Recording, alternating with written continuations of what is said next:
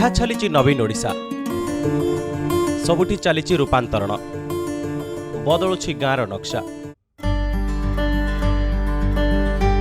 गत किछि वर्ष भितर राज्यर गाँ मानकर चित्र असंभव भाव बदली चली और संभव होइछि 5T नवीन ओडिशा पाई।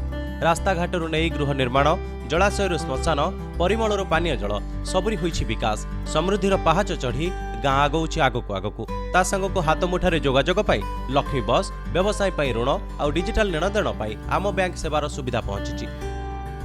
मुख्यमंत्री नवीन पट्टनायक दूरदर्शी विजन को कामरे करी देखाउछन्ती 5T नवीन ओडिशा अध्यक्ष कार्तिक पांड्यान। फल ग्रामवासी एवं भारी खुशी।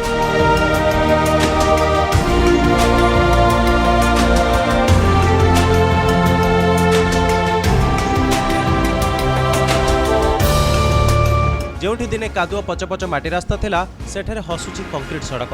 पानी रे पसी नदी नाल डेइबाकू पड़ुनी। लोकंक सुविधा पई छिड़ा होइछि बिजु सेतु। मो कुड़िया बिजु पक्का घर मो घर योजना रे लोकंक मुंडको छात जगाइछन्ती नवीन सरकार।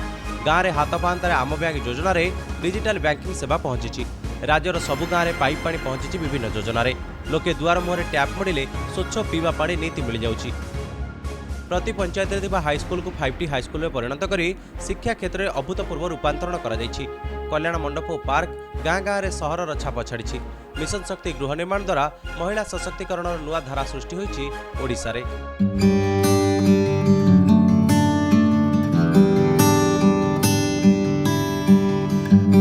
ग्रामांचल भित्तिभूमि विकास एवं ओडिशा ऐतिह्य संस्कृतिर सुरक्षा पाई आम ओडिशा नवीन ओडिशा योजना रे व्यापक रूपांतरण चली सारा राज्य रे।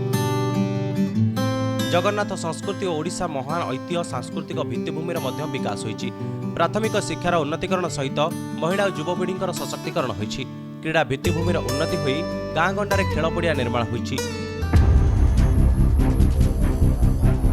जोठी आगुरी खेल पड़िया थिला ताहार रूपांतरण होइछि। गाँर रूपरेख परिवर्तन पाई मुख्यमंत्री नवीन पट्टनायक देखिथिबा स्वप्न को 5T अध्यक्ष कार्तिक पांड्यान सारा ओडिशा बुली बुली वास्तव में परिणत करुछन्ति।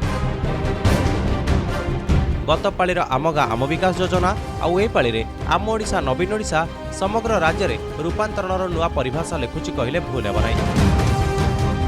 ओडिशार एही ग्रामीण विकास एवं सारा देश पाई एक बेंचमार्क पालटिछि।